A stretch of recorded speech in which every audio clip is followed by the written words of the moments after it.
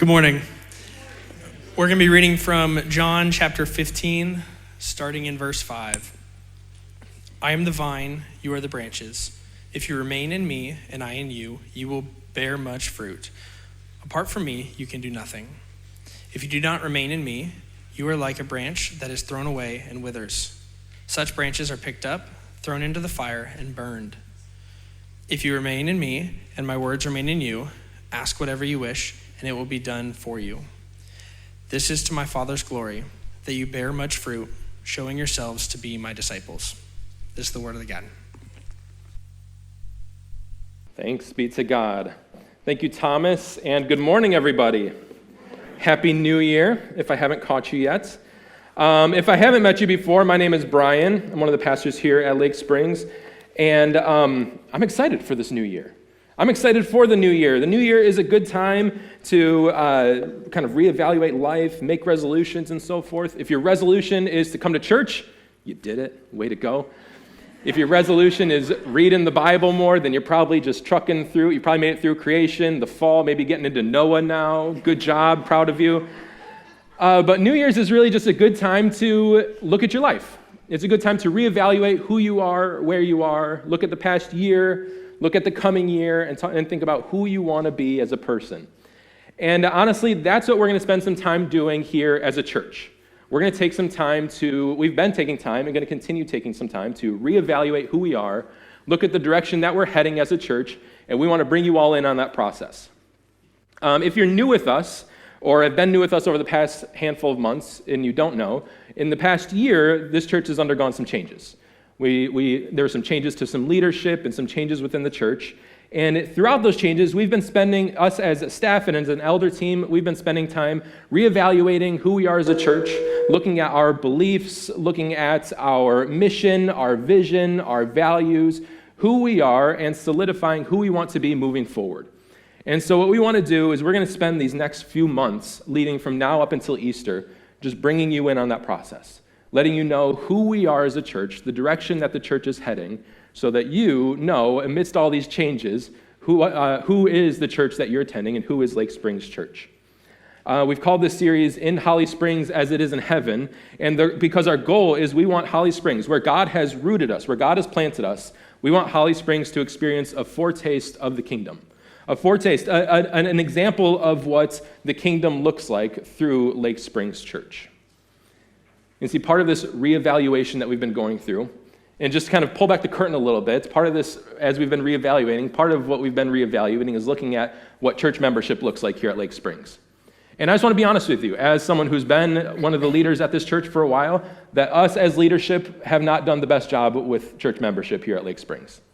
And I am included in this, haven't kept the best records of membership and haven't asked the right things of members. And so what we've decided to do as an elder team is we've decided to start over.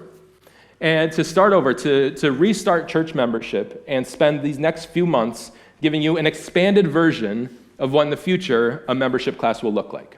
We're going to take you through what we believe as a church, the vision and the mission and the future of the church and what we hope to be. And then at the end, this is going to wrap up right around Easter, we are going to invite you to become members of Lake Springs Church.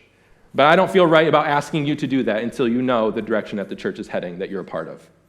And so that's what we're going to be doing. But before we ask what we believe, what we do, who we are, before we can address any of these things, there's a few core questions we have to ask. There's a few core questions we have to understand, because if we don't understand these three things, we're going to have a really hard time with everything else. And so these questions we have to ask and talk about. And those questions are, who is God? Who am I? What is the church? Who is God? Who am I as someone who is made in the image of God? And then what is the church? And so over the next 3 weeks, we're going to be covering these ideas just to give us a foundation before getting into the specifics about Lake Springs Church. See, every vision, every value, every mission statement, everything we could come up with is only as healthy as the belief that it's built on. So today, as we kick off this new year, we're going to start by asking this question, and that is simply, who is God? Who is God? Everyone has a picture of God, everyone has an idea of God, and our idea of God shapes everything. It shapes how we see ourselves, it shapes how we treat others, it shapes how we treat ourselves, it shapes how we endure pain and suffering, how we experience joy. Everything comes down to what we believe about God. Now, my goal today is not to give you a comprehensive doctrine on God. My goal today is not to cover everything. We've had a couple thousand years worth of sermons, and we haven't covered everything, so I'm not going to make it in 30 minutes. But my goal is to recover something foundational about God that I think we have kind of quietly lost. So Baylor University does this study every 5 years. They do the study on American religious beliefs, and amongst their findings, they do this every 5 years and track the progress and so forth. And amongst their findings, they found that Americans generally fit their belief about God into one of 4 categories. Now, there's a 5th category for those that do not believe, but of those that believe, which is a large percentage of Americans, they typically fit into one of 4 categories about their beliefs about God. They believe that God is either authoritarian, which means he's engaged with humanity and he's judgmental, that he's benevolent, which means he's engaged with humanity and not judgmental, that he's critical, which means he's not engaged with humanity but is judgmental, or he is distant, it means he is not engaged and he is not particularly judgmental. And one of the most interesting things to me about this study, it's a comprehensive study. They look at a lot of other things too, but one of the most interesting things to me is that of those that still believe, the greatest growth in these areas from 2005 when this started up until now, so over the past 20 years, the greatest growth of these categories is those that believe in a distant God. Those that believe that God exists, but he's not engaged with humanity, he's not engaged with my life, he's just kind of out there. He's not terribly judgmental, he's not engaged, he's just out there. And if we're being honest, I think many of us may not claim to believe that about God, but this is often how we treat God. That he's out there. He's more of a concept than a being. He's more of just a thought out there, and I don't necessarily feel much closeness to him. See, the problem isn't our lack of belief in God. It's that we are living as if God is not actively present in our lives. And I think the reason for this distance, this feeling of distance from God, is that we've missed out on, or we've forgotten one of the most important aspects about who God is. See, the question for us and for culture isn't really, do you believe in God? The question is, what kind of God do we believe in? Because it's very easy, especially in the South, to say, yes, I believe in God. But it doesn't stop there. It's not just, do you believe in God, and then that's the end of the story, but what kind of God do you actually believe in? What do you believe about God? See, Scripture consistently represents God not as a distant observer, but as something far, far greater. In fact, none of the 4 categories of this Baylor study really capture who God is. He's not just engaged or disengaged or judgmental or not judgmental. None of these adjectives that we place on him really encompass who God is. But in Scripture, we repeatedly see God as something very specific that I think that we often forget about and often miss. And so to start diving into this, we're going to start today in James chapter 1. We're going to start today in James chapter 1, verse 13. These few verses will be up on the screen for you to follow along. And James, as he's starting his letter here, he's talking about trials and temptations. He says, blessed are those who persevere under trials because they have stood the test. And then he continues in verse 13. And he says this, he says, when tempted, no one should say, God is tempting me. For God cannot be tempted by evil, nor does he tempt anyone. But each person is tempted when they are dragged away by their own evil desire and enticed. Then, after desire has conceived, it gives birth to sin, and sin, when it is fully grown, gives birth to death. So James gives a clear picture here about what does and does not come from God. He's going to continue in this next section about what does come from God, but starts off with what does not come from God. So it's tempting to blame God when temptations come our way, when we feel distant from him, or when temptations enter our life. But James is saying that that's not God giving you those temptations. In fact, he's saying don't blame God for that. Don't blame Satan for that. Don't blame the world for that. We are the ones to blame for that. When we go away from God, when we feel this distance from God, it is not because of God moving away from us, it is because of us moving away from God. In fact, you could phrase it this way. You could say that if God feels distant, he isn't the one that moved. If God feels distant from you, it's not because he's withdrawn himself from you. It's not because he's moving away. It's because the decisions, the way that we have shaped our lives, we are moving away from him. See, God isn't the source of temptation or the cause of feeling distance from him. Rather, he is the source of something else completely, and that's what James goes on to talk about in verse 16. He says, "Don't be deceived, my dear brothers and sisters. Every good and perfect gift is from above, coming down from the Father of heavenly lights, who does not change like the shifting shadows." See, this is a big part of God that I think we often miss. We talk about how good God is, that God is a good, good Father, and that's all true, but God isn't just good, he is the source of all good. This is what I think we often miss, that God isn't just good. I can believe in a good God, but God isn't just good, but he is the source from which all goodness flows. He is not the source of distance. He's not the source of temptation. He is the source of everything good in our lives. He is the source of life, of joy, of peace. He is the source. He is the giver of good and the giver of life. In fact, look at James's language here. He says, every good gift is from above. It is coming down. It is clear that when we experience goodness in our lives, it is coming from the source of goodness, which is God. Then he goes on to say that he does not change. God does not change like the shifting shadows. If this was true of God then, it's true of God now. If it was true of God in the garden, it is true of God now. God does not change. And so if this is something that we believed when James was writing it, it's something that we should believe now. The good gifts that we have in our lives are a means for us to experience the goodness of the source. The goodness of the source, and that is God. See, think of it like this. I heard another pastor use this example, and I found it very helpful for me. I would like to introduce you to something called juice box theology. Juice box theology. And to start us with juice box theology, I'm going to drink some juice. This is apple juice. It's okay. I knew that was coming. It's the kind of juice that you give your kids and they're excited about juice, but in reality it's half water, half juice, so it's like, it's fine. It's not great. But I'm going to drink it anyway. Because everyone comes to church to hear mouth noises through a microphone. There you go. But think of this juice box. Think of this juice box. Think of the box of juice, the box as God. This is the source of the juice. Yes? The juice comes from the box. This is the source. The straw is what we experience the goodness through. The straw can represent the gifts that God has given us, the good things in our lives, our relationships, our jobs, our hobbies, the things that we enjoy, our passions, our house, the things that God has given us. See, the straw isn't meant to provide us with juice, but it is the means by which we experience the juice. And so when we have those gifts attached to the source, it's great.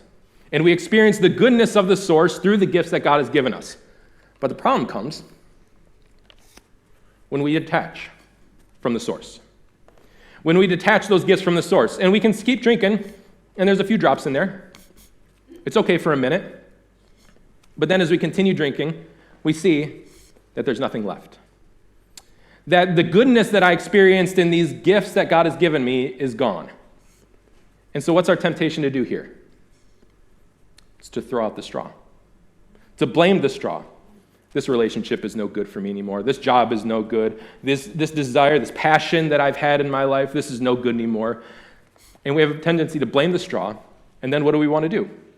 We want to get a new straw. We want to get a new thing that we can experience the goodness through again. But the problem isn't that the straw let us down. The problem isn't that the gifts of God let us down. It's that we have detached it from the source. The solution isn't to find a new straw. The solution is to reattach it to the source of the juice, to reattach it to the source of all goodness. See, the gifts that God gave us are not the problem. Think about creation. Everything that God made, all the way back in Genesis 1, creation that God made, he looked at it and said it was good, and it was good, and it was good until man came in and decided to use the gifts that God created for his own gain. To detach from the source, and that's when things went wrong. It wasn't the gifts that God gave, it was the decision that mankind made to go away from him. See, we often blame God for the absence of joy when the reality is we have quietly detached from the source of joy. The reason that God feels distant for so many of us, I think, really comes down to the fact that many of us have segmented our spirituality. We have segmented our spirituality. We believe that God exists in the places that God belongs. God belongs in church. God belongs in the times that I'm reading my Bible, the times that I want him there. God belongs in the hard decisions that I call on him for. But then we leave God out of the rest of our lives. We leave God out of work, out of our bank accounts, our habits, our relationships, our conflicts, our anxieties. We leave God out of the places that it's hard to include him in, and we want him to stay in the places that we want him to be in. But for so many, our problem is not that we reject God outright. Our problem is that we restrict God. That we take God and we want to restrict him to certain areas of our life, but not give him access to the rest. That it's more comfortable to have God in the places I want him, but then to live life the way that I want in the other areas. We restrict him to the areas that we want him to be in. And the reality is this is a really easy thing to accidentally fall into. Nobody wakes up one day and says, I want to segment my spirituality. I want God in these areas. This is just something we naturally, slowly, quietly drift into. It happens when we are being formed by anything other than God. See, we're all being formed by something. We're all being formed spiritually by something. And when we're being formed by anything other than Jesus, we have a tendency to drift away from him. When we let the influence of the world, the formation of the things around us form who we are, then that's when we start to segment our spirituality and drift away from him. And it's often that we do this not because of a lack of understanding about who God is, but it's a result of our spiritual practices. It's a result of the ways that we structure our lives. And if we're experiencing a segmented spirituality, it's because we're being formed by the things around us. The social media, we want to be formed. We're often formed. We may not want to be, but we're often formed by things like social media, the news, and politics, and work, and entertainment. And all these things are not just able to, but they're actively trying to form us into a certain type of person, and they're working against our spiritual formation. And these things are not inherently bad things, but if we allow our lives to be formed by these things, that's when we start to get in trouble. That the only way that we can have this all-encompassing, all-consuming faith, this faith that isn't segmented to certain areas of our lives, the only way to do it is to remain attached to the source of life. And we do that by what Thomas read for us earlier in the book of John. If you have a Bible with you, you're welcome to open up in John. We're going to read this again, John chapter 15. If you don't have a Bible with you, there's blue ones around you. You're welcome to turn there. And hey, if you don't own a Bible at home, please take one of those blue Bibles home with you as our gift to you. We'd love for you to have a Bible that you can poke through at home. But before we can talk about bringing heaven to Holly Springs, before we can talk about being a working model of the kingdom right here in Holly Springs, we have to be rooted ourselves. That change only happens when us as individuals are rooted ourselves. Look again at this scripture that Thomas read for us. John chapter 15, starting in verse 5. This is shortly before Jesus is arrested and crucified, and he's talking to his disciples here. He says, starting in verse 5, I am the vine, and you are the branches. If you remain in me and I in you, you will bear much fruit. Apart from me, you can do nothing. If you do not remain in me, you are like a branch that is thrown away and withers. Such branches are picked up, thrown into the fire, and burned. If you remain in me and my words remain in you, ask whatever you wish, and it will be done for you. This is to my Father's glory, that you bear much fruit, showing yourself to be my disciples. So what he's saying here is he is the vine and we are the branches. You may have heard this term before. He is the vine and we are the branches. The vine, if you're not familiar with grapevines, an easy way to think of it is he is like the trunk of the tree. He is the trunk and we are the branches of the tree. He is the source and he is the giver of all life, sustenance, of all good. It all comes from the source. It all comes from the vine. It all comes from the trunk. And if we remain in him, we will bear much fruit. See, bearing fruit is not what causes us to remain in him. It is the result of remaining in him. The fruit we bear in our lives, the evidence of Christ's love and joy and peace and patience and kindness and goodness and faithfulness and gentleness and self-control, amongst many other attributes, that we bear this fruit as a result of abiding in the vine, as a result of abiding in Jesus. See, bearing fruit is not the result of a relationship with Jesus. It is the result of a relationship with Jesus. It is not a performance that we put on to gain a relationship with Jesus. But a branch cannot survive if it's not attached to the vine. A branch cannot survive if it's not attached to the trunk. A branch can't leave for a while, go off and do its own thing, and expect to live the same kind of life that it lived when it was attached to the trunk. A branch has to remain attached, and Jesus tells us that detaching from the vine, it's not just unhealthy, it's not just unwise, but it leads to death. It's not a matter of if, it is inevitable. Detaching from the source of life, detaching from the source of joy and hope in our lives leads us to death. But it's tempting, and it's tempting to root ourselves, to strap ourselves into something else completely. Think of it like this. I grew up in southeast Michigan, the Detroit, Ann Arbor area, And when you grow up in that area, there's a certain place it's a common place to go to for kind of like day trip vacations or day trip getaways. I've learned since moving to North Carolina that the day trip place from here is typically the beach, maybe Myrtle Beach or Carolina Beach or something. But when you're in Southeast Michigan, the typical day trip that everyone takes for something fun to do is to a place called Cedar Point. Anyone know what Cedar Point is? Do people know this in the South? One, got it. All right, excellent, two. All right, so Cedar Point, if you don't know what that is it's an amusement park. It's roller coaster rides. It's fun, and they have really huge roller coasters. And so we used to go there a lot when we were younger and growing up, when we were teenagers and young adults. And man, I used to be able to hang. Let me tell you, I used to be able to do the fastest and wanted to ride the fastest roller coasters, but God has had different plans for me in my old age, where if you call my name outside and I turn around too fast, I will get dizzy and fall over. Or we went to Disney World this year, and I hope I hit it well, but I was legitimately nervous to go on the Dumbo ride because I thought I would get too dizzy and ruin everyone's day. But we made it. But I used to be able to go on these big rides. I used to love going on these tall rides, and there's this one ride that's there called the Millennium Force. I don't know when it was made, probably around the turn of the millennium is my guess. And at the time, I don't know what it is now, I don't keep up on my roller coaster news, but at the time, when it was built, it was either one of the tallest or one of the fastest, broke some record. It was really tall, really fast ride, goes really high up in the air, then drops.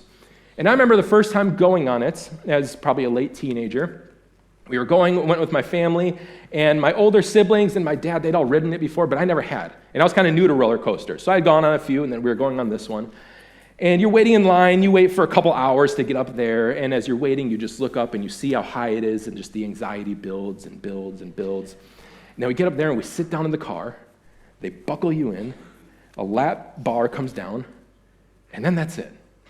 And I had never been on a roller coaster that doesn't have the shoulder thing that goes over you, that like structures you in, where I just felt like I was buckled like in my car, but without even the chest part. It just felt like a seatbelt.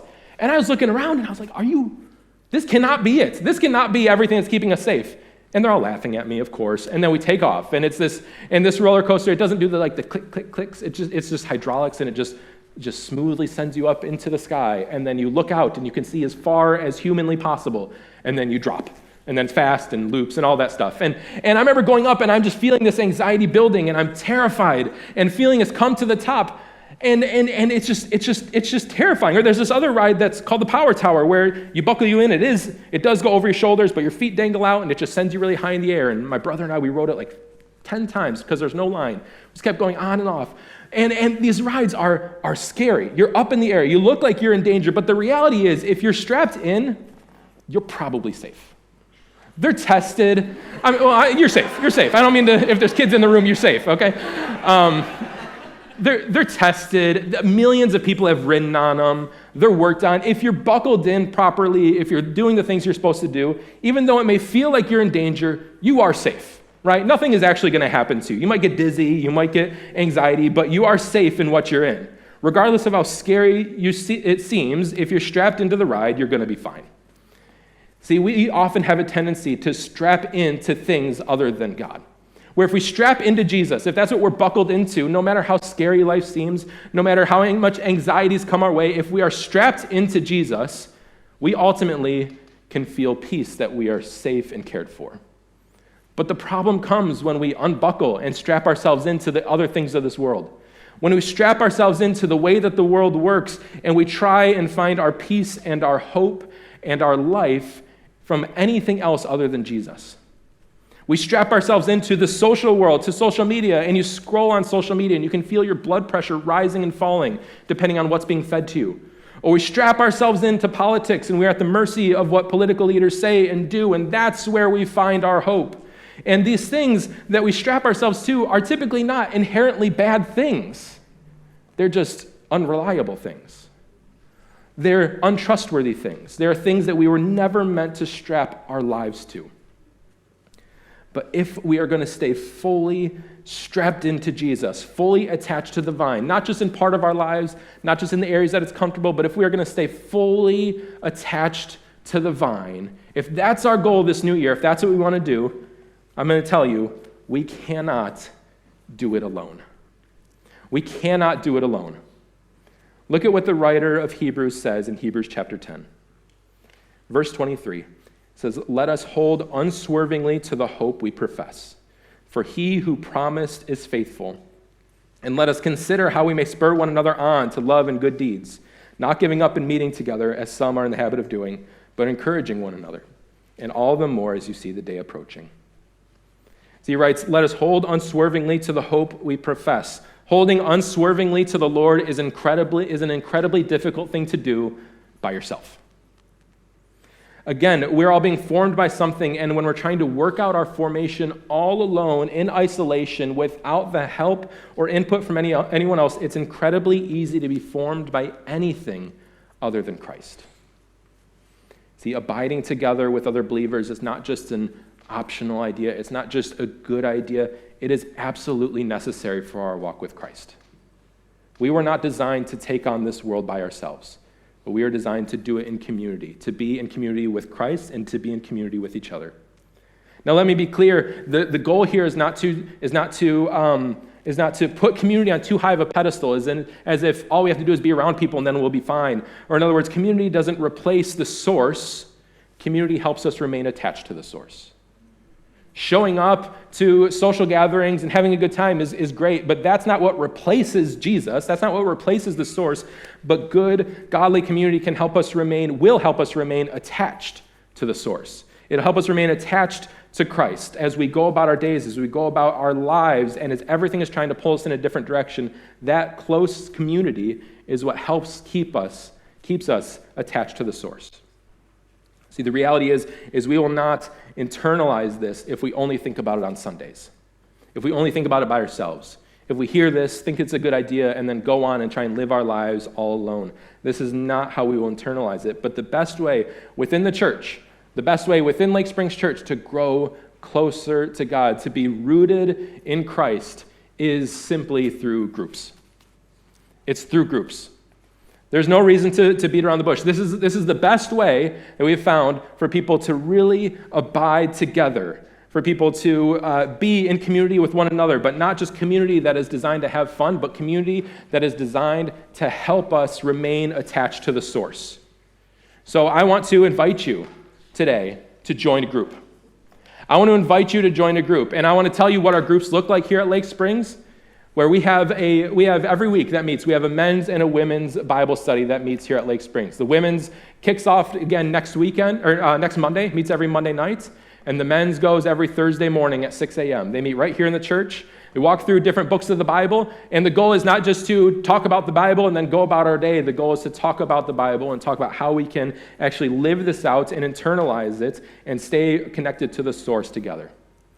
Then outside of those two Bible studies, we have life groups that meet throughout the week. We have some that meet here in the church and some that meet in homes in the area. And they're designed to talk about what was talked about on Sunday, and not just in a way to rehash things, but in a way to help remind ourselves, help remind each other how to stay connected to the source, how to take what we talked about on Sunday and live it out as the days come and the weeks come that try and take our attention to anything other than Christ. This is what groups do. And so I want to invite you to join a group. You can do so by scanning this QR code. You can do so by filling out a Connect card in the seats around you. You can do so by visiting lakespringschurch.com/groups. And our options are there, and you can submit something to me, and I will help you get plugged into a group. And this is one of the best ways to stay rooted in Christ throughout the week. However, we have a problem. We have a problem here at Lake Springs. And that is that there are already some people here that have reached out to me about groups and that are working to get you plugged in. But our problem here is that our groups at Lake Springs are full. That I would love to put you in groups, but all of our groups don't have any more room. Because at a certain point, a group gets too big, people can't talk to each other. It's not helpful to have a group just be an unending size. And so I'd love to invite you, if you want to join a group, to scan this, and I will do everything I can to help you get plugged in. But I also want to extend an invitation to some of you in this room that I think it is time that you lead a group. That we are in need of more group leaders, and there's no reason to not be honest about that. We are in need of people that have experienced groups before, that want to help others abide in Jesus by opening either their home or coming and meeting at the church and giving a space for others to experience, to stay connected to the source through that group. Leading a group is not something that requires a degree in theology. It's not something that requires being a lifelong follower of Jesus. What it requires is someone who has a desire to be a little hospitable and has a desire to help others remain connected to Jesus. That's what it takes to lead a group. We don't expect you to come up with things on your own. I send out questions. I send out talking points every week that you can use, that you can start a group with from there. And I'll talk to you about it. I'll help show you how it works. And if it's not the right season for you, that's okay. This is not meant to guilt anyone that's sitting here thinking, I don't know how I can add another thing. I don't think I can lead something. That may be true for many of you, and that's okay. It's not worth sacrificing your family to try and do something else. You need to take care of your family too. But if you are feeling that pull from the Holy Spirit, if you've been having this conversation with yourself or with your spouse of, maybe it is time to lead a group, it's not accidental. It's not coincidental. And I want to encourage you to follow that leading. To come and talk to me after service, to fill out a Connect card. You can scan that code too, and there's a checkbox in there that says, I'm interested in leading a group. And I'll talk to you about it. I'll talk you through it and see if it's right for you. But I want to extend the invitation to some of you that it would be good and healthy for you and for the people around you to lead a group. Because leading a group is not just opening your home for a social gathering.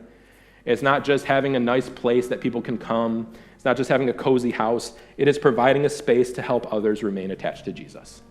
That's what leading a group is. And so my challenge to all of us this week is twofold. My challenge to all of us this week is to join in a community. To join in a community with other believers. To look at your life and see how I can get plugged in, whether you're new here or whether you've been around for a long time, how I can get plugged in with other believers and rely on the strength of community when I try and navigate this world. That's my first challenge to you. And the second challenge is to name the area of detachment in your life. Where in my life, what aspect of my life have I been trying to hold back from God?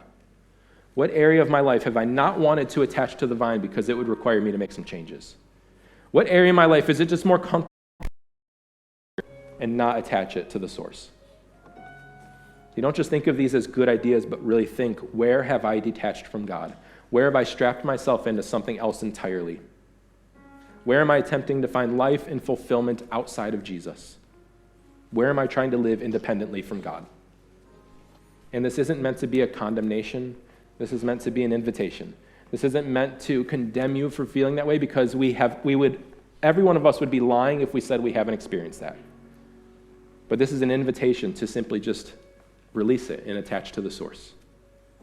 An invitation to come back and attach yourself to the true vine.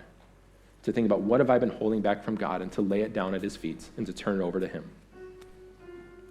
See, God doesn't want to be in every aspect of your life because he's controlling or because he wants to, or because or to gain anything from you. It's because the only way to experience true and lasting joy and peace and true and lasting life is to connect to him. He is the source of life, and he extended that gift to you and to me when he sent Jesus to die in our place. So when we talk about Jesus being, or about God being the source of all good, it's not just this idea that we talk about, but he proved it. He proved it in sending Jesus, and Jesus coming and giving his life so that we could experience life in him. See, God is not distant, but he is close. He is the source of all life and goodness in your life, and he wants you to remain attached to him. He wants you to remain connected to the source, not for his sake, but for yours. When we talk about changing Holly Springs, and Holly Springs as it is in heaven, Holly Springs is not affected, the world is not affected, the church is not affected unless we as individuals remain connected to the source. The town is not affected because of our abilities, because of us doing anything great. The town is not changed because of anything that we are trying to do. The town is changed when individuals stay connected to Christ, because he is the only one that can change the town that we live in.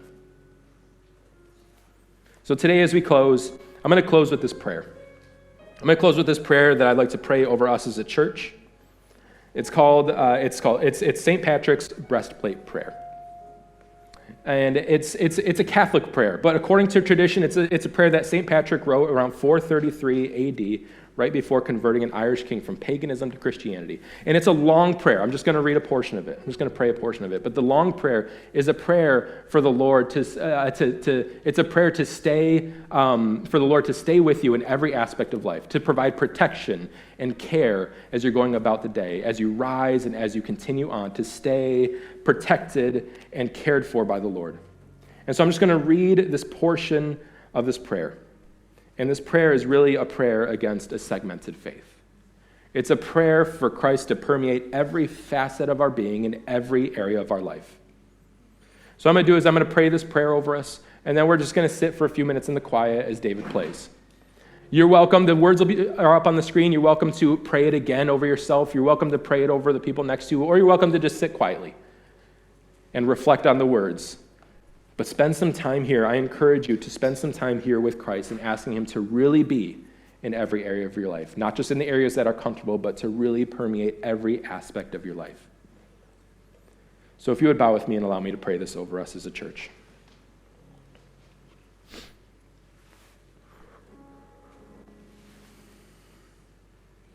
Christ with me, Christ before me, Christ behind me, Christ in me, Christ beneath me, Christ above me, Christ on my right, Christ on my left, Christ when I lay down, Christ when I sit down, Christ when I arise, Christ in the heart of every man who thinks of me, Christ in the mouth of everyone who speaks of me, Christ in every eye that sees me, and Christ in every ear that hears me.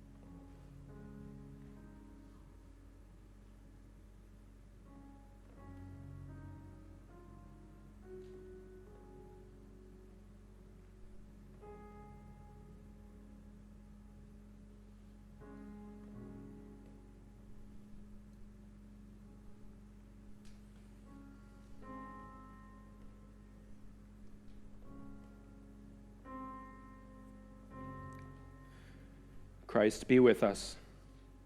Christ be before us. Christ be behind us. Christ be in us. Christ be beneath us. Christ be above us.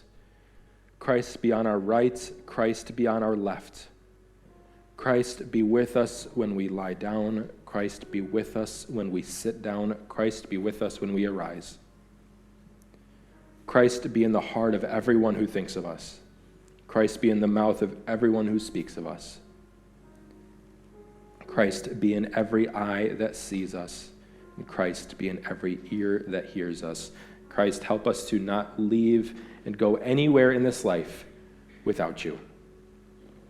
God, as we leave here and we go on to the things that we have at home, as we go to our lives and work and kids and meals, and God, as we leave here and go into the things that are comfortable to do on our own apart from you, God, be in those times.